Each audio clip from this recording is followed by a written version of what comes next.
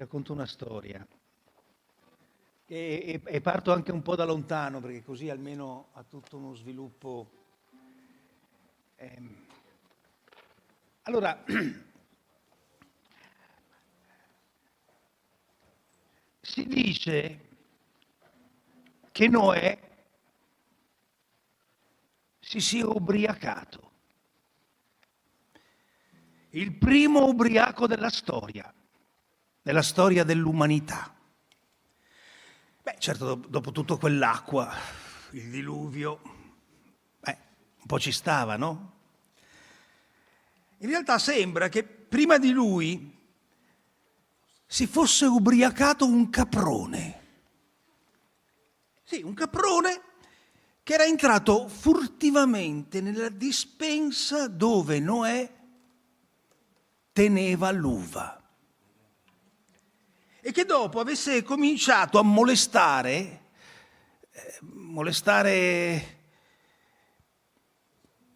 politicamente non molto correttamente, insomma, prima la capra, vabbè, fin là era legittimo, ma poi anche tutti gli animali dell'arca e non solo le femmine. Sì, tranne l'elefantessa e la giraffa che non si era preso nessuna confidenza neanche con il tigre. No, cioè il tigre maschio, perché era un tipo un po' permaloso, era anche geloso della sua tigre, era anche mordace. Insomma, il caprone era ubriaco, sì, ma non stupido. Insomma, quell'uva in quei 40 giorni e passa aveva creato un bel fermento, no? E infine anche un parapiglia per il caprone e parecchie rimostranze al povero Noè, che molto prima di San Francesco aveva imparato a comunicare con gli animali.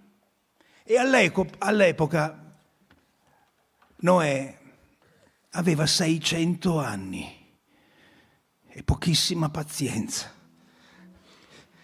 Ma molta curiosità e prendendo spunto da quel caprone volle ripetere l'esperimento.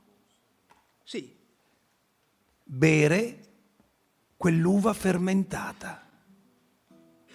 Ed ecco che Dio gli aveva chiesto di rinnovare l'umanità e lui era pronto a farlo, ubriaco, poi tutto il resto c'è ancora nella Bibbia, e Noè nudo, che grida, che canta, i figli buoni che cercano di proteggerlo senza guardarlo, il figlio, quello un po' più cattivo che lo irride. Tant'è vero che Dario Fo, nel suo magnifico Mistero buffo, un po' di anni dopo, aveva scritto: son sicuro che se il Deo Padre in la persona, invece di impararglielo al Noè, tanto tempo dopo, sto truco meraviglioso de schisciare l'uga e de tirar fuori il vino, o gli avesse insegnato subito, fin dal principio, all'Adamo, subito, prima dell'Eva, subito, non saresmo in sto mondo malarbeto, saresmo tutti in paradiso, tutti. Grazie.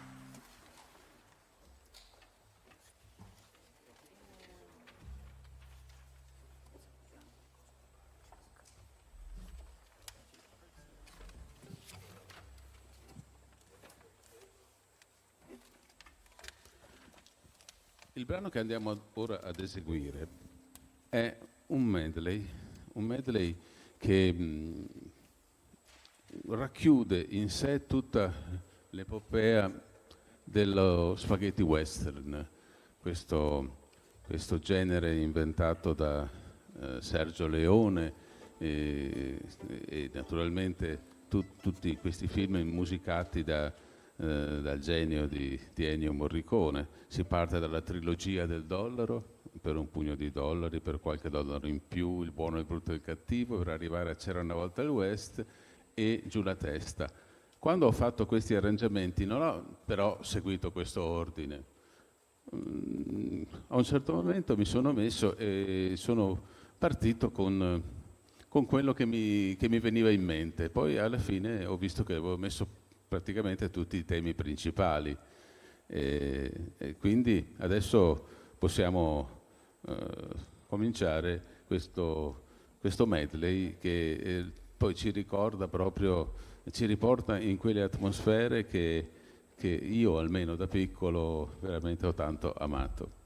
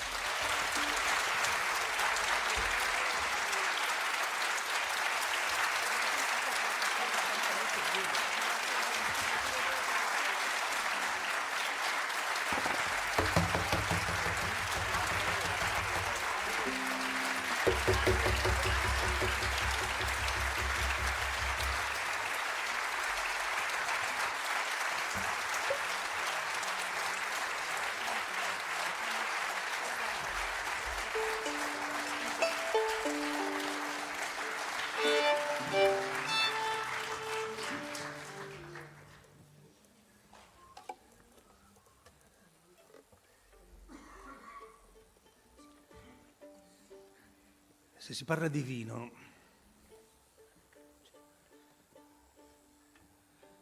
sarebbe bello avere un po' di luce. Se si parla di vino, grazie, se si parla di vino, terza volta che lo dico, bisogna parlare del terreno, no? Perché bere un bicchiere di vino è come assaporare una goccia di tutta la storia, di tutte le storie dell'umanità. Sì, è vero, perché tutto parte dalla terra, ogni territorio, ogni terreno ha una memoria e il vino svela quel mistero e si fa racconto, testimonianza di quelle memorie. I terreni accolgono tutto, da quel tutto che passa sopra e sotto di loro, leggero o pesante che sia, o anche immateriale che sia, o che ci sembri sia. Le piogge venute da lontano, precipitate da nuvole che hanno attraversato oceani e altri territori, che si farebbe fatica a tenerne conto su una mappa geografica. E passando hanno raccolto profumi, sapori, echi e la fatica dell'uomo che lavora con sudore quella terra e le sue lacrime sparse per la paura e l'incertezza di non farcela quest'anno, o anche la sua gioia di vedere i primi virgulti verdi accesi come una promessa primaverile, e poi passaggi di bestie, animali, di armate nella storia, e gli zoccoli dei cavalli, le corse dei cani, il fruscio delle lepri, e i primi passi di un bambino, e poi le foglie cadute, altri alberi, tanto distanti, che hanno ospitato nidi e dato riparo ai migratori. E le rugiade primaverili che dissetano la terra e odorano di fiori appena sbocciati e più avanti di fieno, e che si trasformano in brine invernali che fanno accendere di notte fuochi e anche candele, tirare bestemmie sul terreno indurito. I microbi, i funghi, i batteri e le vespe, e tutto quello che fermenta nella loro panza, con la danza che fanno tra gli acidi maturi. E poi tutto quello che smuove il ventre della terra, il calore vulcanico, le acque sotterranee, i sassi e i terreni rimossi, e la sua geologia più intima e giurassicamente familiare. Le pietre e i mattoni interrati di case che non hanno più un nome, di cui non si ricorda più nessuno e nessuno più piange. Ecco, è così che si sovrappongono le parole, le vite e la vite. In fondo, bevendo un bicchiere di vino, noi degustiamo segreti.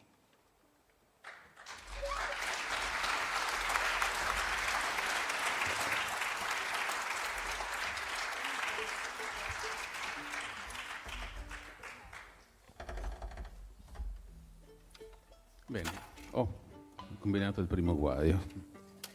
Il poggiapiedi, che è questa cosa che usiamo noi chitarristi, che insomma diciamo che crea anche dei piccoli problemi a lungo andare alle nostre povere schiene.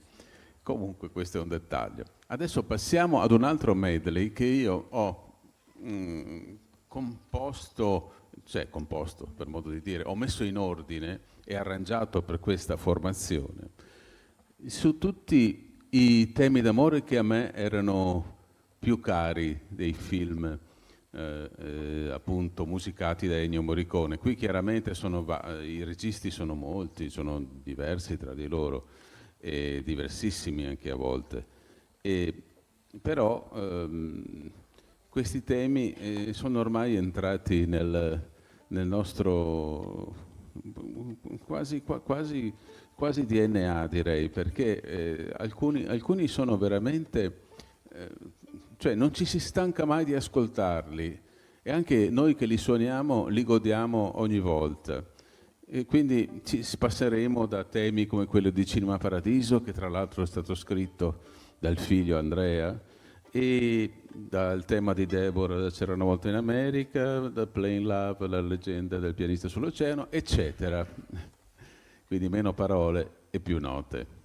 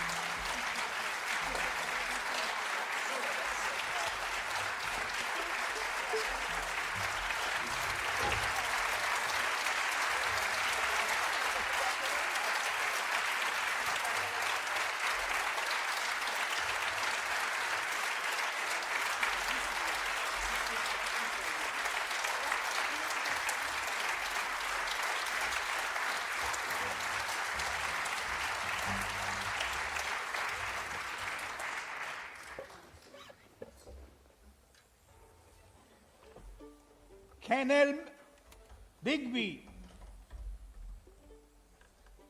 Chi era costui?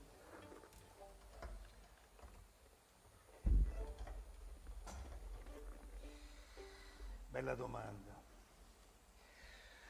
Tutto comincia nella metà del 600, giù di lì. Dove? Dove? Kennel Digby è un personaggio da romanzo. È nato subito dopo la regina Elisabetta, la prima, la figlia di Enrico VIII e Anna Bolena. Poeta, critico, spadaccino, frequentatore di corte, cattolico, alchimista, inventore di una polvere detta simpatica, che curava quasi tutto. Quasi tutto. Era amico di Cartesio, di Ben Jonson, forse anche di Shakespeare, anche di altri. Filosofo, scienziato, redattore del primo libro di cucina inglese e financo corsaro nel Mediterraneo. Esiste un mondo prima di Digby e un mondo dopo. Ma perché?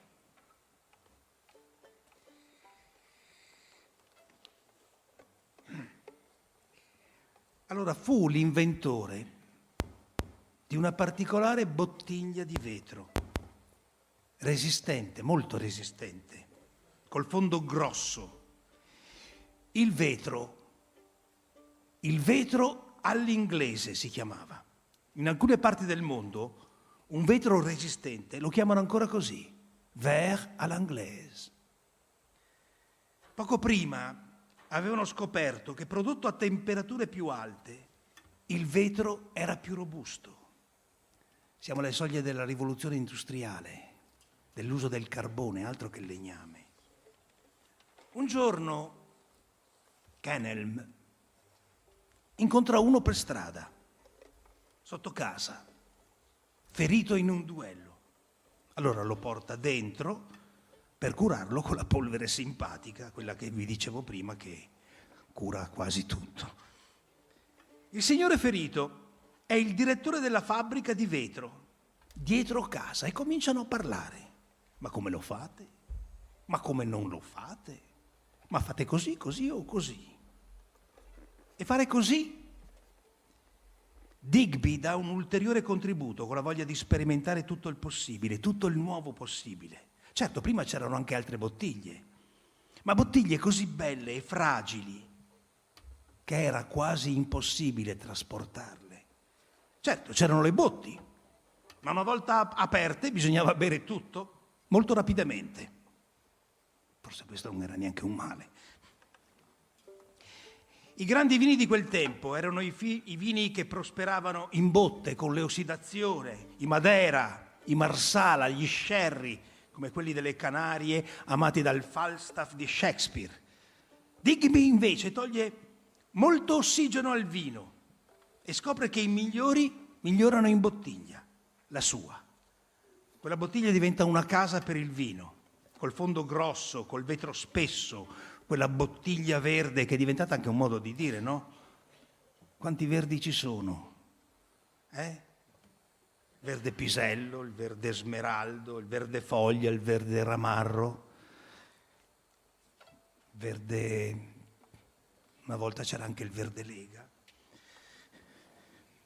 Ma c'è anche il verde bottiglia, quel verde che protegge dalla luce.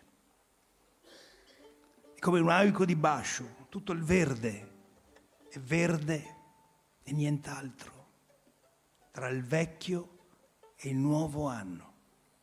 E allora ci sarebbe lo champagne oggi senza Kilby? E senza di lui ci sarebbe questa serata? No. Se stasera siamo qui a parlare di vino, poi a guardare le bottiglie, ad assaporarle, dobbiamo ricordarci che quelle bottiglie sono state caricate, trasportate, scaricate, anche in luoghi difficili, fatti di strade sterrate, di discese scoscese, ma non se n'è rotta una. Allora dobbiamo ringraziare questo genio misconosciuto.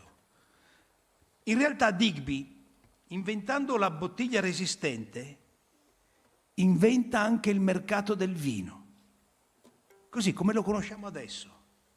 E per effetto di una teoria positiva che mi propongo di chiamare stasera degli eventi lieti, che è esattamente il contrario della teoria delle catastrofi, no? La teoria delle catastrofi. La conoscete? Almeno questa, no? Non ne sa niente sti qua. Portare stasera. Pensavo di venire qua in città, a Treviso, tutti un po', no? Sapevano le cose, invece non sa niente. Allora, la teoria delle catastrofi è questa. Io invento una nave, no? Ecco che ho inventato anche il naufragio.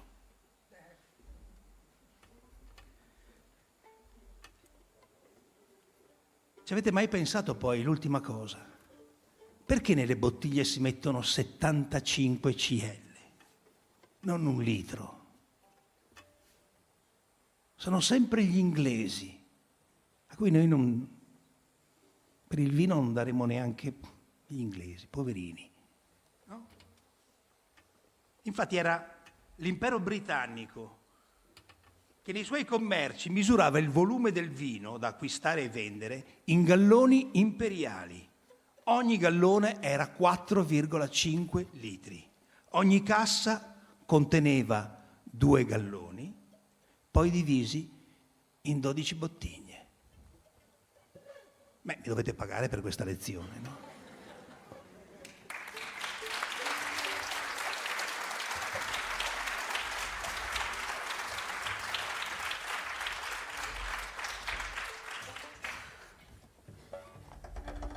L'ultimo brano in programma ha un tema completamente diverso. Abbiamo eseguito prima il western, poi i temi d'amore, e però il maestro Morricone si è anche cimentato in colonne sonore di film a sfondo sociale.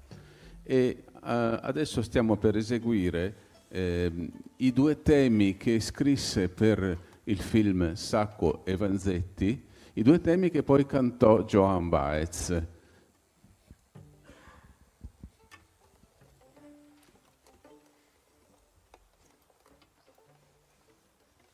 Scusate, volevo dire un'altra cosa.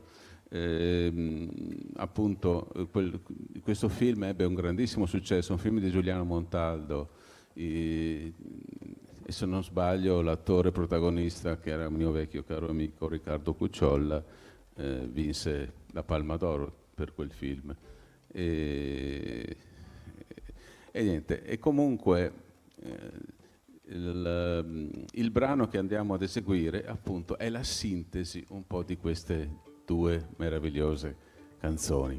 Poi naturalmente noi vi salutiamo con questo brano e poi se volete portarvi a casa il concerto, forse all'uscita troverete qualcuno che vi proporrà un bellissimo compact disc.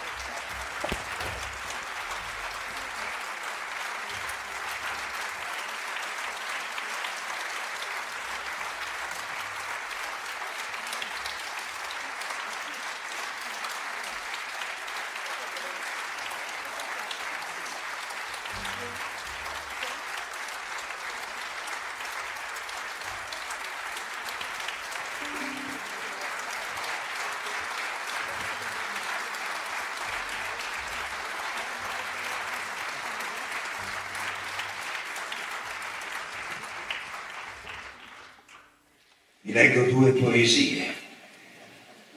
Due poeti sono estremamente diversi, ma colgono con questa immagine lo stesso tempo, lo stesso momento.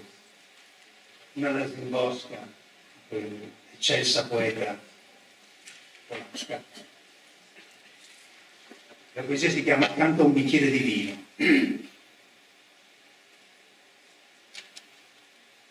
Con uno sguardo mi ha reso più bella e io questa bellezza l'ho fatta mia. Felice, ho inghiottito una stella. Ho lasciato che mi immaginasse a somiglianza del mio riflesso nei suoi occhi. Io ballo nel battito di ali improvvise. Il tavolo è tavolo, il vino è vino, nel bicchiere che è un bicchiere e sta dritto sul tavolo. Io invece sono immaginaria, incredibilmente immaginaria, immaginaria fino al midollo.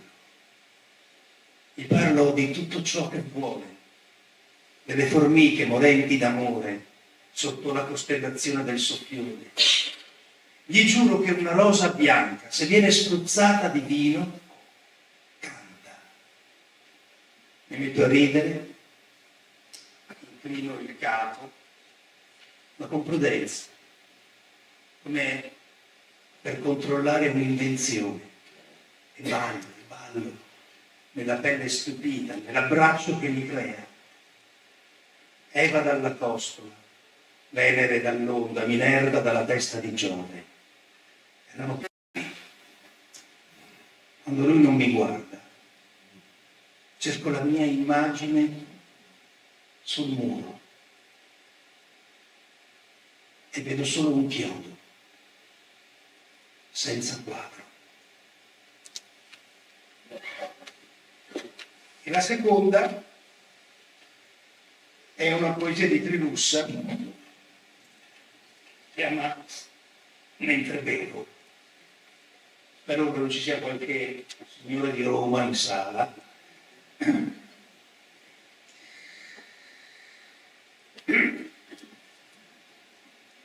Mentre bevo mezzo litro dei frascati a boccatello, guardo il muro del dinello con le macchie di salnitro. Guardo e penso quante buffa certe volte la natura che combina una figura col salnitro e con la buffa. Scopro infatti in una macchia una specie d'animale, pare un'aquila reale, con la coda di cornacchia. Là c'è il morso, qui c'è un gallo, lupi, pecore, montoni. E su un mucchio dei cannoni passa un diavolo a cavallo. Ma nel fondo si intravede una donna nella posa di chi aspetta qualche cosa dall'amore, dalla fede. Bevo il vino e guardo il muro con un buon presentimento. Sarò sbronzo, ma mi sento più tranquillo e più sicuro. Grazie.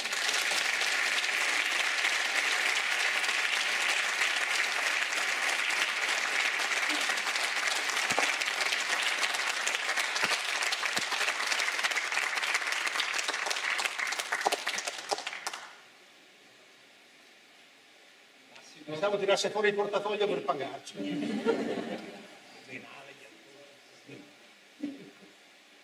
Prego, le ultime parole. Via. Sì. Io volevo ringraziare tutti i presenti a questo concerto che abbiamo voluto concretamente con Fabio, Massimo e Paolo, e spero vi sia piaciuto. Volevo fare un grande ringraziamento all'orchestra e a tutti i partecipanti. Volevo aggiungere una cosa: non facciamo solo cultura e cultura, ma anche un po' di solidarietà. Oggi abbiamo voluto dedicare anche uno spazio alla Onlus 11 giorni per Emma, cui da alcuni anni stiamo dando una mano aiutandoli con queste iniziative. Quindi poi quando uscite, se volete, ci sono a parte che li abbiamo già dati ad alcuni di voi che siete entrati, e vi chiediamo di dare una mano a questa Onlus. Aiuta una malattia molto difficile anche pronunciare perché ha un nome stranissimo, è una malattia degenerativa che crea problemi fin dalla nascita, e crescendo questi ragazzi hanno dei grossi problemi fino a mancare con un'età molto prematura. La famiglia di Emma, Italo e Annalisa, dalla Libera, da alcuni anni hanno fondato questa Onlus nel 2010 e raccolgono fondi per la ricerca di questa malattia. Oggi sono arrivati a buoni risultati, ma hanno bisogno di un aiuto. Grazie a tutti.